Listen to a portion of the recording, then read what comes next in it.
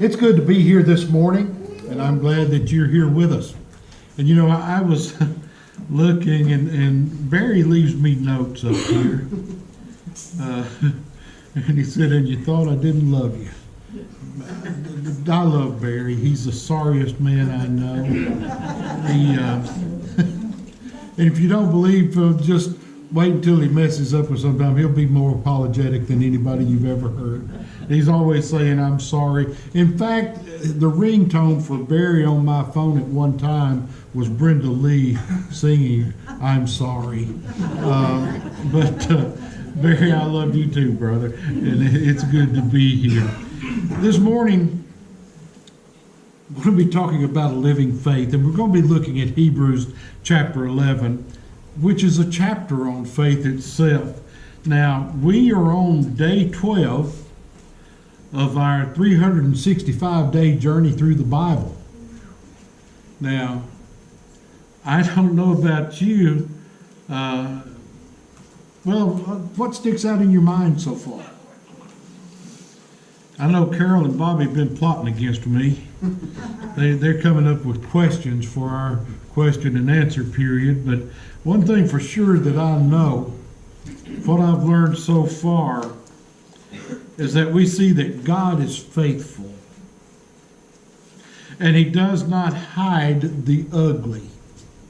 Because we can look through what we've read so far, and we can see murder, we can see lying, we can see cheating, but we also see a whole lot of good.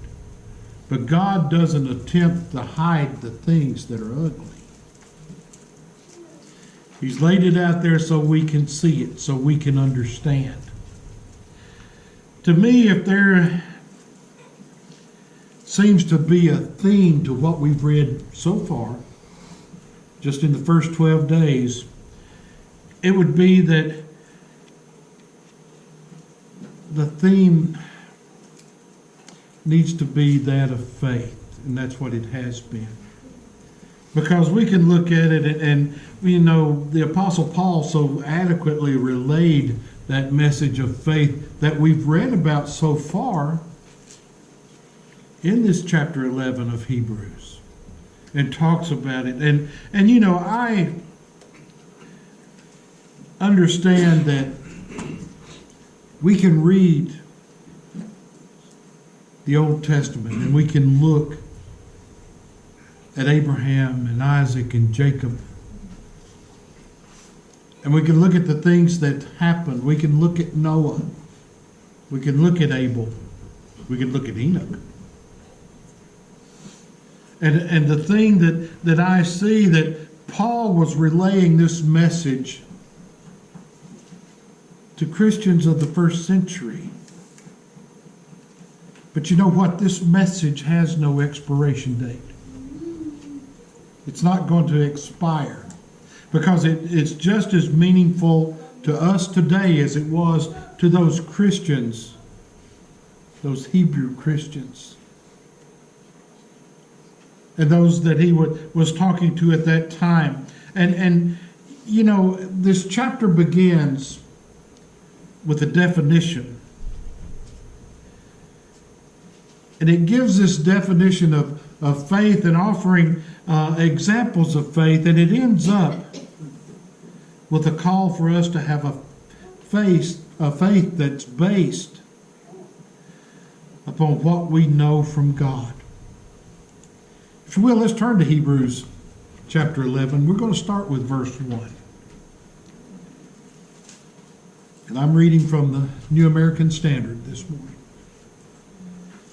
Now, faith is the assurance of things hoped for, the conviction of things not seen. For by it the men of old gained approval. By faith we understand that the worlds were prepared by the word of God, so that what is seen was not made out of things which are visible. From the beginning of this chapter, we understand these things. Faith has to do with our hope. Faith is the assurance of things hoped for. What is our main hope? Our main hope is heaven. Not a wishful hope, but a promised hope. Faith has to do with the spiritual realities beyond our vision of things not seen. Have you seen God? Have you seen heaven? Have you seen Jesus?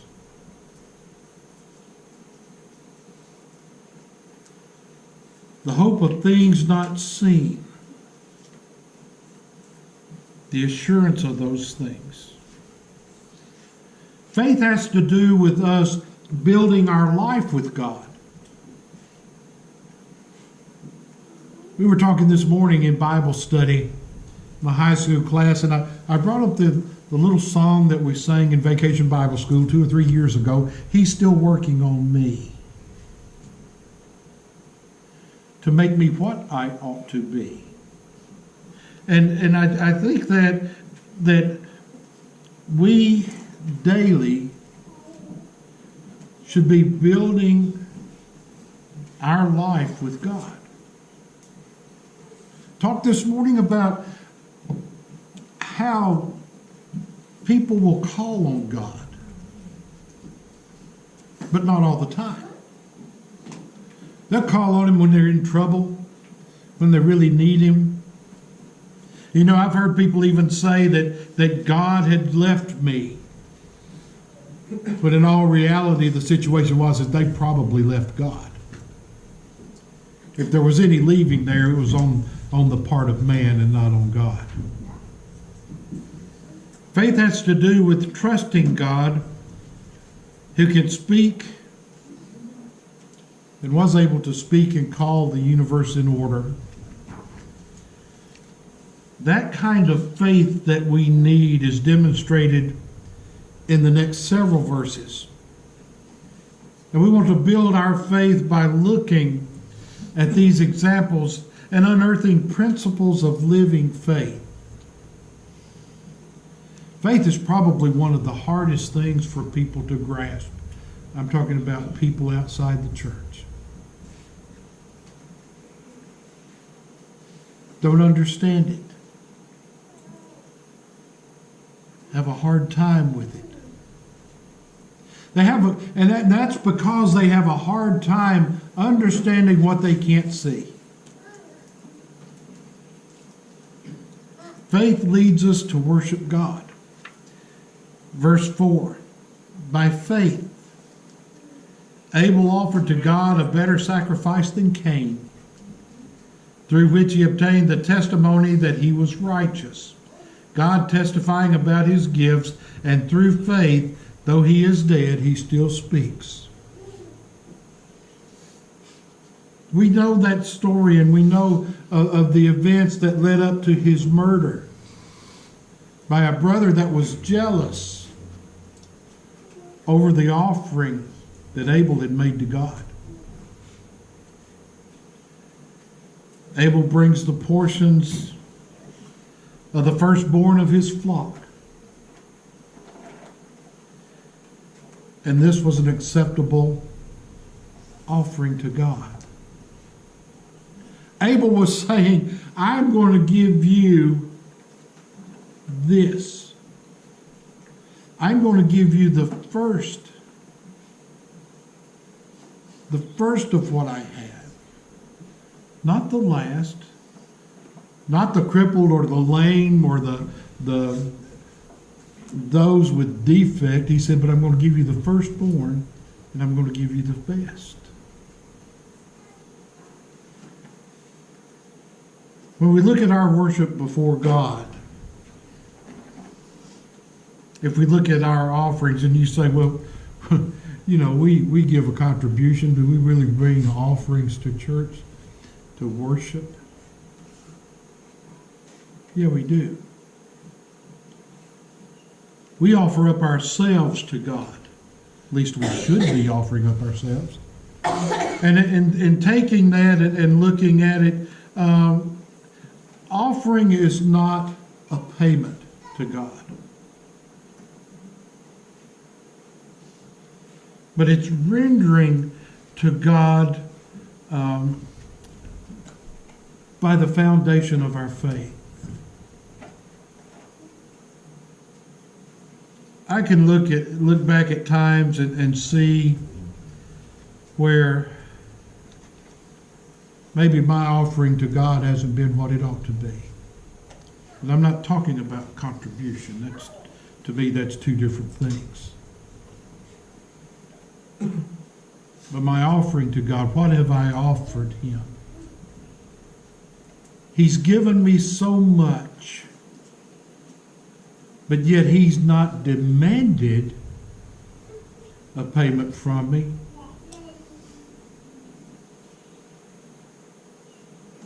But He's pleased when I willingly give back to Him.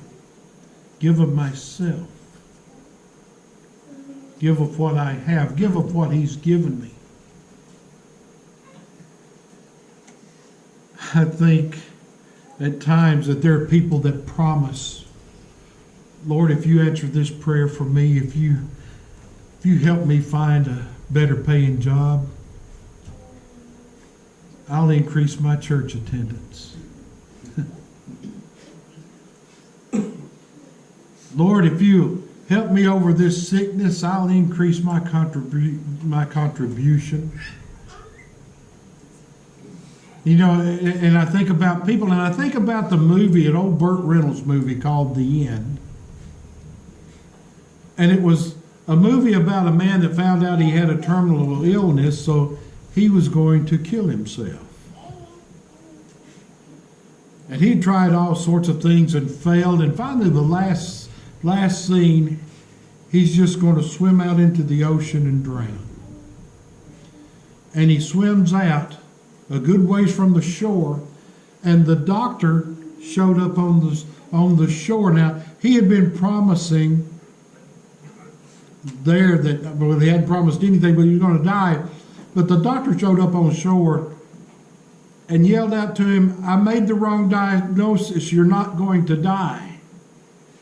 Then his mind changed and he started swimming back toward the shore, and he said, Lord, if you'll help me get back to the shore, I'll give you 50% of everything I have. And as he got closer, he said, Lord, if you'll help me back to shore, I'll give you 40% of everything that I have. And the closer he got, the less he was willing to give back. But that's the way people are. That's a funny story, but in reality, that's the way people are. Lord, I'll do this. I'll be a better person. I'll be at worship every Sunday. Every time the doors open, Lord, I'll be there. But yet it doesn't always work out that way. James says, submit therefore to God in chapter 4 and verse 7 of James. He said, submit therefore to God, resist the devil, and he will flee from you. Faith leads us to worship God. If we believe in Him, if we believe His Word, then we ought to be obedient to His Word, and that means we need to be here. We need to be here. Faith leads us to a relationship with God.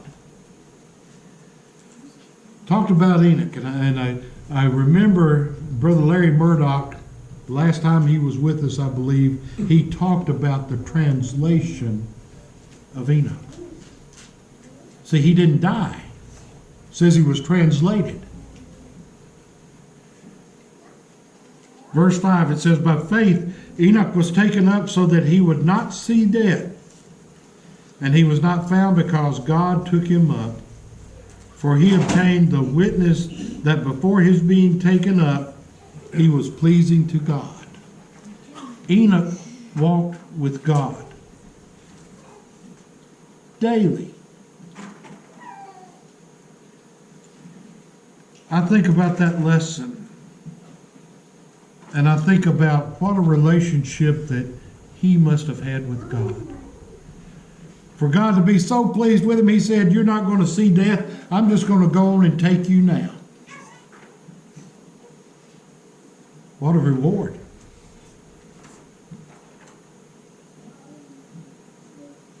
We build up our faith by living in a daily relationship with God.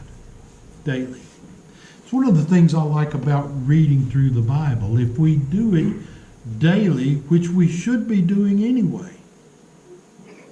This is just sort of a directed way that we can do it. But we should be reading and meditating in God's Word every day. Faith is active in seeking and believing God. Verse 6, Paul writes this. He says, for without faith it is impossible to please him. For he who comes to God must believe that he is, and that he is a rewarder of those that seek him.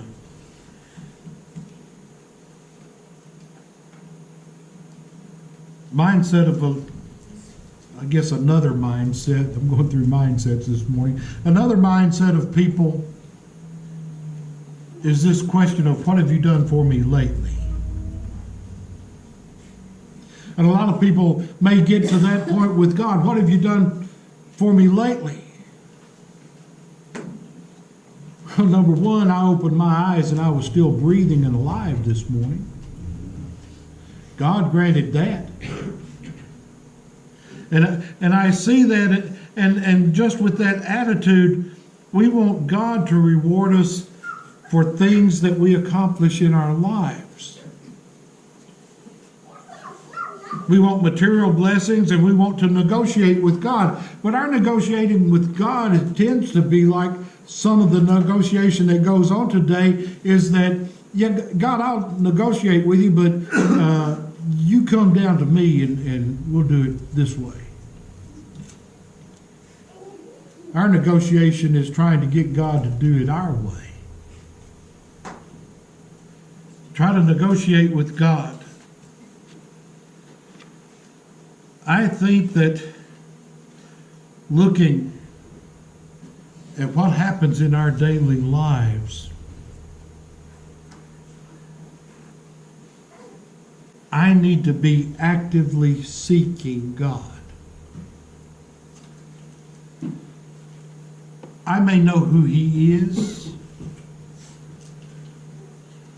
but do I really know Him? People ask me, do you know this person or that person? I said, I know who they are, but I don't really know them. Our purpose should be seeking God daily and believing in Him, that faith that we need. Acts chapter 17, verses 24 through 28, the first part of verse 28. It says, the God who made the world and all that's in it, since He is the Lord of heaven and earth, does not dwell in temples made with hands, nor is He served by human hands as though He needed anything, since He Himself gives to all people life and breath and all things. And He made from one man every nation of mankind to live on all the face of the earth. Did that answer your question?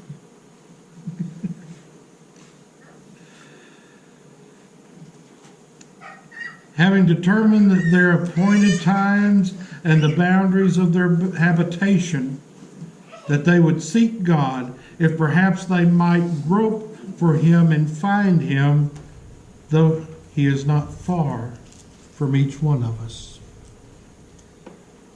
That word grope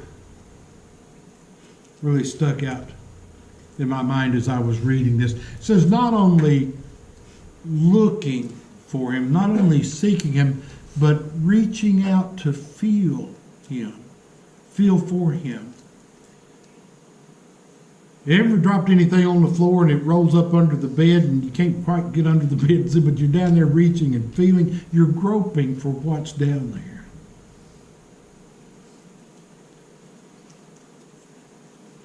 That's what I think about. Those that are literally trying to feel God. Now we know we don't physically feel Him, we feel Him here. We feel His presence around us. But we need to actively seek God. And that helps define our faith. Faith, trusts, and obeys. That's why I had Barry lead that hymn just a minute ago. We can think of others. Faith is the victory. Any other songs that we can think of that have to do with faith. Faith is trusting and obeying. Verse 7 says, by faith, Noah being warned by God about things not yet seen, in reverence prepared an ark for the salvation of his household, by which he condemned the world and became an heir of the righteousness which is according to faith. God said, no, I'm going to make it rain. I can picture Noah thinking, what's rain? No, there's going to be a flood. A flood? What's a flood? No, I'm going to destroy what I've made, with the exception of you and your family and selected creatures on this earth. Noah believed God. He trusted in what God was saying. And it was because of his faith that he built an ark. Faith, trust, and obey.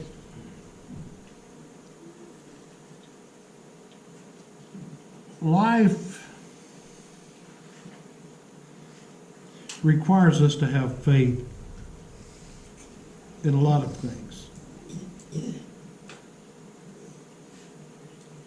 Some of the things that we have faith in disappoint us, let us down. Faith in our government. Scary at times.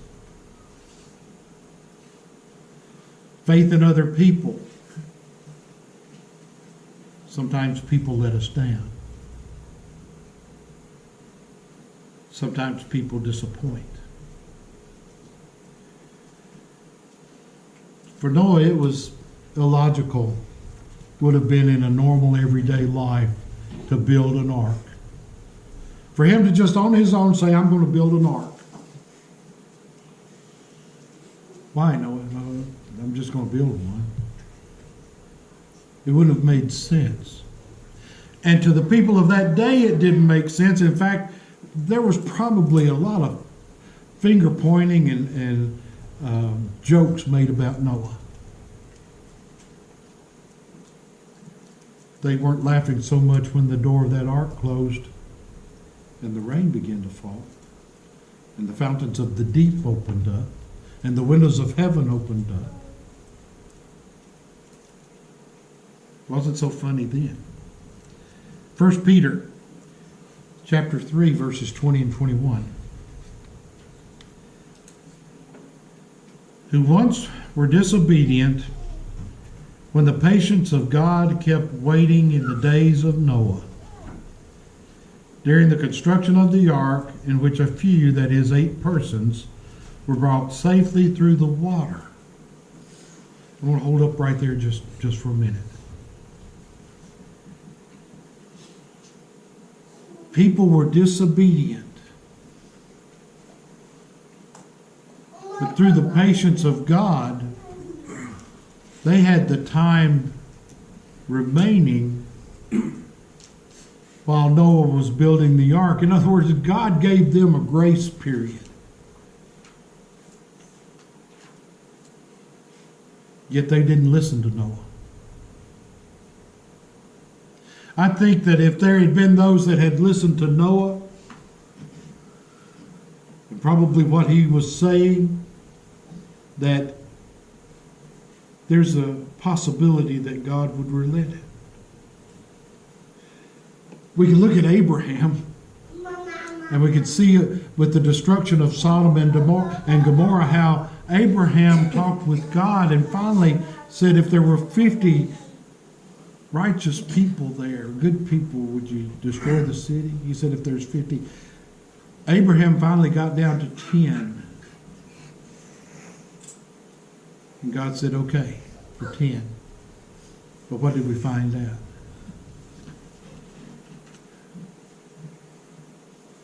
Four people. 4 people left Sodom. Couldn't find the 10.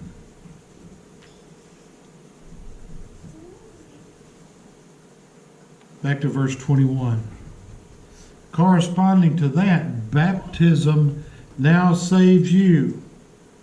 Not the removal of dirt from the flesh, but an appeal to God for a good conscience through the resurrection of Jesus Christ.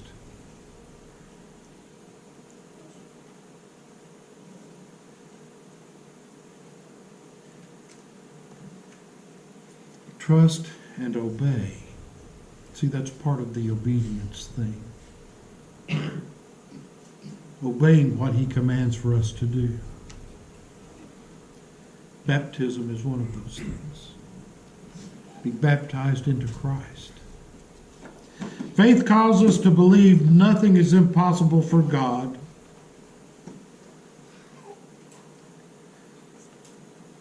He talks about Abraham in verse 8. He says, by faith, Abraham, when he was called, obeyed by going out to a place which he was to receive for an inheritance, and he went out, not knowing where he was going. By faith, he lived as an alien in the land of promise, as in a foreign land, dwelling in tents with Isaac and Jacob, fellow heirs of the same promise. For he was looking for the city which has foundations, whose architect and builder is God. By faith, even Sarah herself received ability to conceive, even beyond the proper time of life, since she considered him faithful who had promised. God told Abraham, he said, take your family and your things and go. And I'll show you where I want you to go.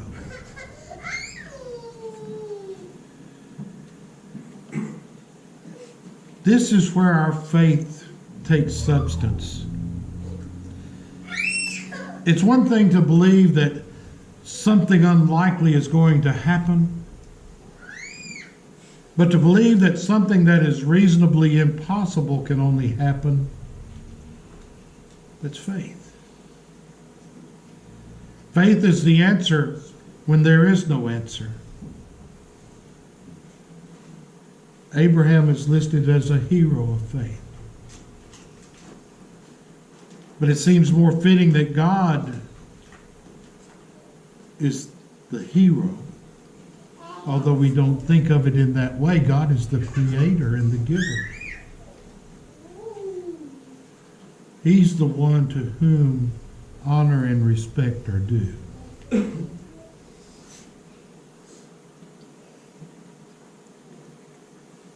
Faith points to a home in heaven.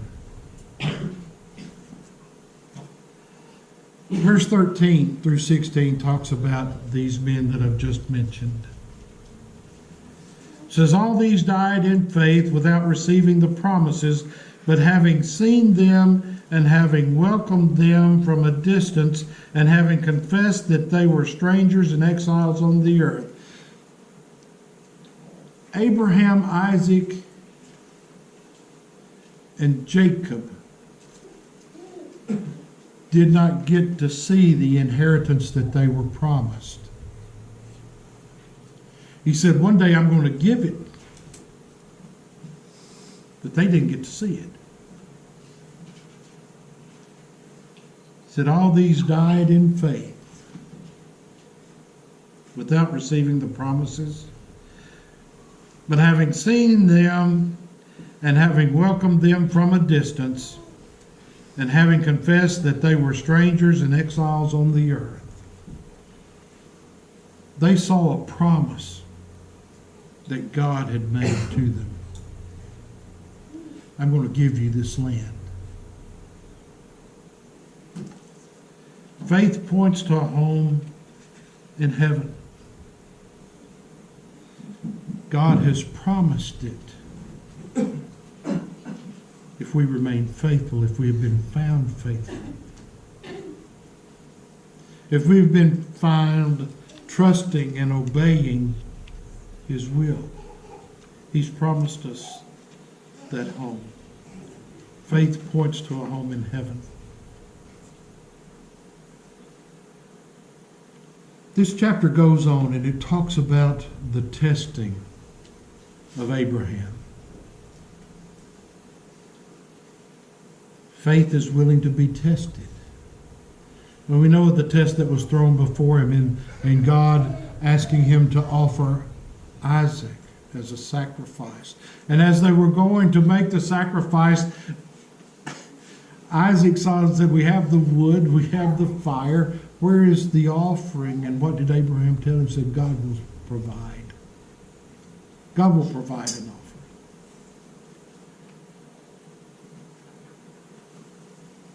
Don't know what thoughts were going through his mind. That's not shared with us.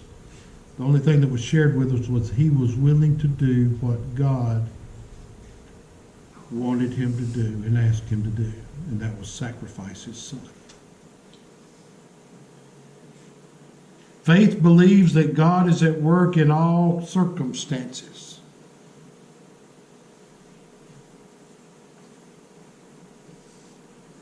Think about Jacob and Esau. How Jacob stole Esau's blessing. He stole it. Outright stole it.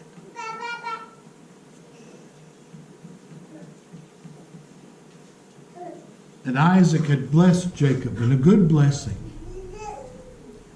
And Esau came in too and was crying to his father, give me a blessing too.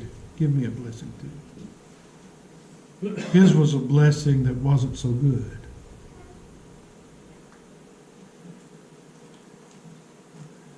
We see that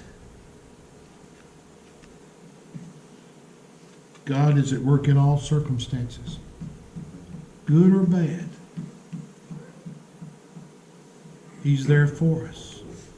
I'm not saying that He causes the bad circumstances, but He's there in all circumstances. Faith follows God's leadership. We can go to Moses. We're not there yet in our reading, but this morning,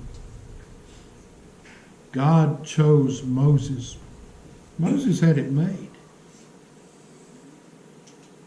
He had been adopted by Pharaoh. He had it good. But God, in His working through Moses, Moses saw the trouble that his people were going through. He ended up having to leave Egypt because of something that he did. But God called him. And although reluctantly, because Moses kind of kept offering excuses, every one for which God had an answer. But God led Moses. And faith is following God's leadership. And faith steps into action not knowing what's next. As Moses led the children of Israel out of Egypt, they had to cross through the Red Sea. and the Egyptians that attempted to follow them were drowned.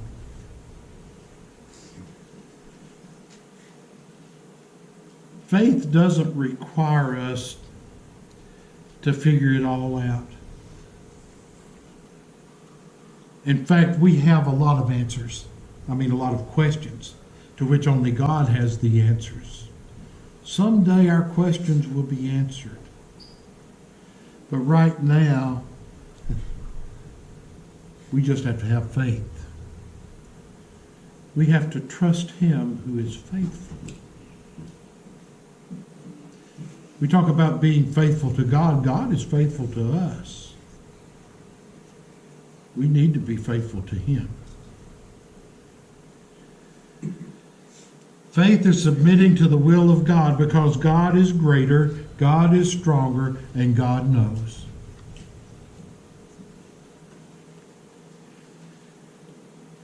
An active decision to have faith.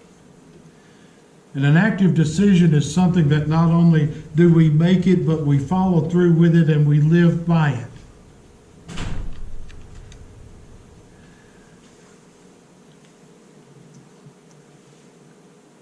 There are power principles that are involved in this.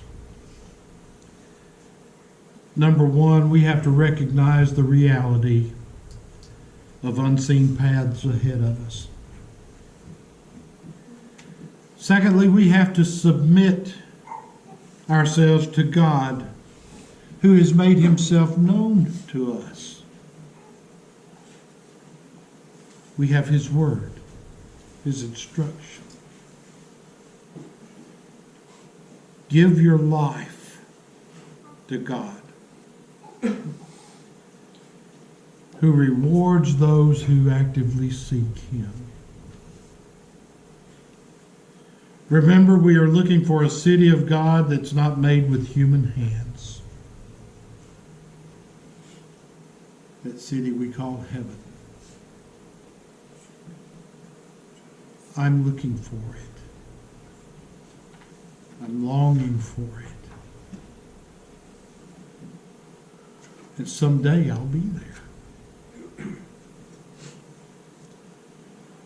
How is your faith this morning? Is it as strong as it should be? Have you submitted yourself to God's will? Have you been obedient to what He wants you to do? If you're here and you've never obeyed the gospel, the opportunity is now. He always provides that opportunity to come and confess the name of Jesus Christ as your Lord and Savior and to be baptized into Him. If you've been obedient to the gospel,